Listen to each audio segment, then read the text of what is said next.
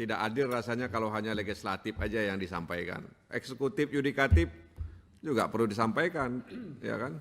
Saya nggak setuju juga kalau hanya legislatif. Bagaimana putaran di sana, di eksekutif, di yudikatif, jangan-jangan memang sudah merambah ke semua cabang-cabang kekuasaan. Rapat Komisi 3 DPR RI dengan PPATK mendadak panas saat Kepala PPATK Ivan Yustiavandana membongkar lebih dari 1.000 orang anggota DPR dan DPRD bermain judi online pada Rabu 26 Juni 2024. Bertubi-tubi interupsi dilakukan anggota DPR kepada pimpinan rapat.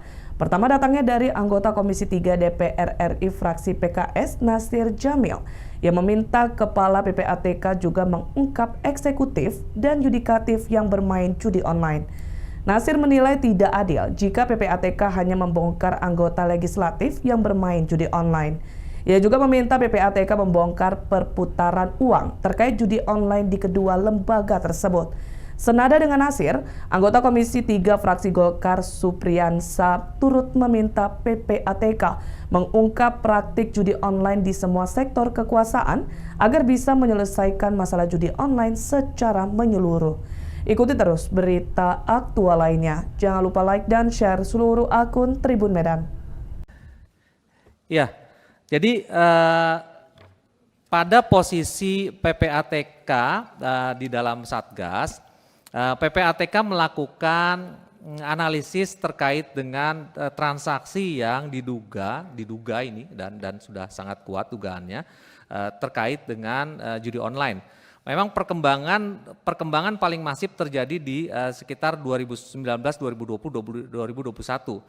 2017 kita sudah menemukan dana 2,1 triliun.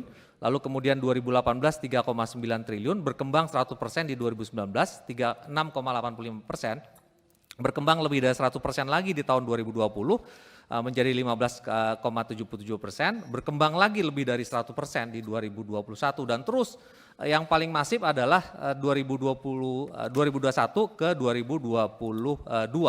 Itu 57 triliun menjadi 104 triliun, lalu berkembang di tahun 2023 saja kami ketemu angka transaksi terkait dengan narkotika judul ini adalah 327 triliun.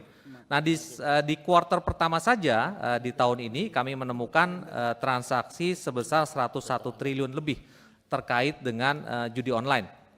Nah jumlah transaksi yang kami analisis secara keseluruhan sudah mencapai 400 juta transaksi, 400 juta transaksi.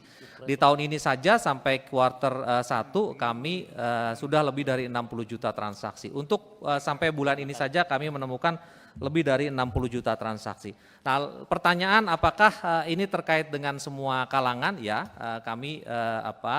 kami bahkan tadi Pak Johan Budi gimana sih detailnya ya kita seperti yang sudah disampaikan Ketua Tim Satgas kemarin Bapak Menko Polhukam bahkan kita sudah memotret sampai kepada kecamatan, sampai kepada desa. Jadi kita sudah paham di provinsi mana saja paling banyak, lalu kemudian di Dati 2 mana saja paling banyak, lalu kemudian gender juga kita sudah punya, profesinya sudah ada dan sampai ke tingkat desa. Dan bahkan profesi-profesi sudah kita petakan sampai tadi Bapak menyinggung masalah wartawan dan segala macam. Nah pertanyaan terkait dengan pertanyaan apakah profesi, ini kita bicara profesi ya, seperti Bapak Pak Habibur Rahman tadi, apakah ada legislatif pusat dan daerah? Ya kita menemukan itu lebih dari 1.000 orang, lebih dari 1.000 orang. Ya. Pak, jadi gini Pak Ivan, ya. Kan datanya ada nih Pak. Ya. Datanya ada, profesi legislatif datanya ada. Ya. Mungkin terkait DPR RI, kan kita ada MKD DPR. Ya. Saya anggota MKD juga Pak kebetulan. Di sini ada Pak pimpinannya ada nggak? Ya kita minta tolong dikasih aja ke MKD Pak, biar kita bisa lakukan penyikapannya seperti apa nanti. Ya nanti akan kami kirim surat. Jadi ada lebih dari 1.000 orang itu DPR, DPRD sama sekretariat kesekjenan ada. Lalu transaksi yang kami potret itu lebih dari 63.000 transaksi yang dilakukan oleh mereka-mereka itu, dan angka rupiahnya bisa saya sampaikan?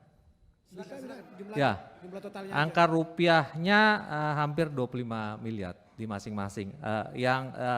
Ya transaksi di antara mereka dari ratusan sampai ada miliaran, sampai ada satu orang sekian miliar. Orang sampai bisa 25 miliar begitu. Enggak, agregat secara keseluruhan. Itu deposit.